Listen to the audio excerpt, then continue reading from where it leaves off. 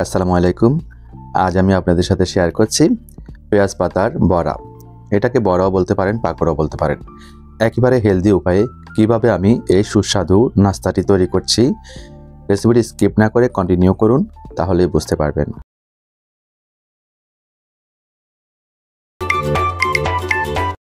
পেঁয়াজ পাতার বড়া তৈরি করার জন্য স্বাভাবিকভাবে আমাদের পেঁয়াজের কালি লাগবে। তো আমি পেঁয়াজের কালি নিয়ে নিচে এক মুষ্টি পরিমাণ দেখতে পাচ্ছেন। গোড়ার অংশটা ফেলে দিয়ে পেঁয়াজের কালিগুলোকে আমি মিহি কুচি করে কেটে নিচ্ছি, ফাইন চপ করে নিব।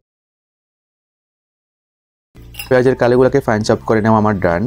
তো এখান থেকে আমি 1 কাপ পরিমাণ পেঁয়াজের কালি অ্যাড করে দেবো একটি মিক্সিং বোলে।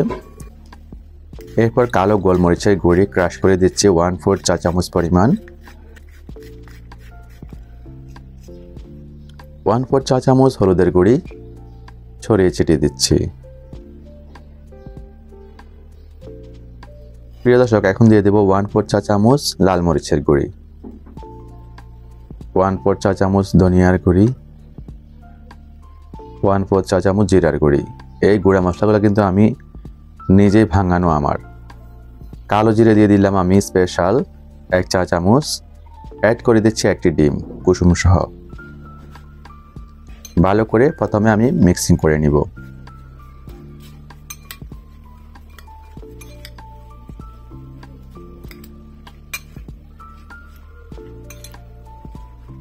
ডিম, পেঁয়াজের কালি আর মশলাগুলো মিক্স করার পর আমরা এখানে ধনিয়া পাতা কুচি দিয়ে দিলাম সামান্য পরিমাণ।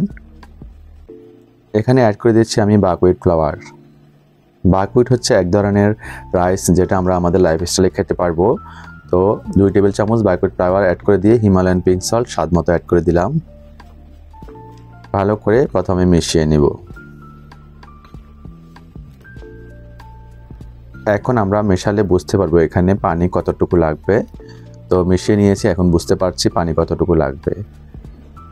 তো প্রিয় দর্শক, 1 টেবিল চামচ পরিমাণ পানি লেগেছে মেশানোর পরে। তো পানি দিয়ে আমি আবারও ভালো করে মিশিয়ে নিচ্ছি। লবণটা ঠিক আছে কিনা চেক করে দেখব। সব ঠিকঠাক আছে। এখন আমরা সরাসরি চুলায় চলে যাব। চুলায় একটা প্যান বসিয়ে দিয়েছি প্রিয় দর্শক। কাঠের গানিতে ভাঙানো সরিষার তেল অ্যাড করে দিচ্ছি আমি এখানে 2 টেবিল চামচ পরিমাণ। তেলটা হালকা গরম হলেই আমরা এখানে যে ডোটি রেডি করেছি পেঁয়াজ পাতার বড়া তৈরি করার জন্য, সেটাকে আবারও মিক্স করে নিয়ে পরিমাণ মতো দিয়ে দিব। আমি 1 চা চামচ করে দিয়ে দিচ্ছি, দেখতে পাচ্ছেন প্রিয় দর্শক। তো এটা কিন্তু ডুবো তেল না।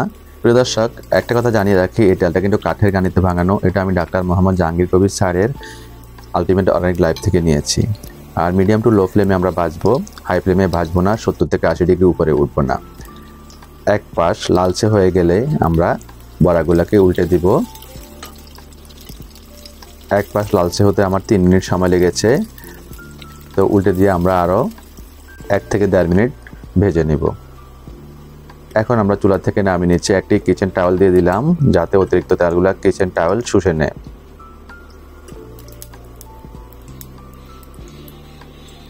তো বড়াগুলো দেখে নিশ্চয় আপনারা বুঝতে পারছেন এটা কতটা মুচমুচে হয়েছে আর কতটা হেলদি হয়েছে। তো শসা দিয়ে আমি সাজিয়ে দিলাম। প্রিয় দর্শক, অবশ্যই বাসায় ট্রাই করবেন, ট্রাই করে কমেন্টস করে জানাবেন কেমন হয়।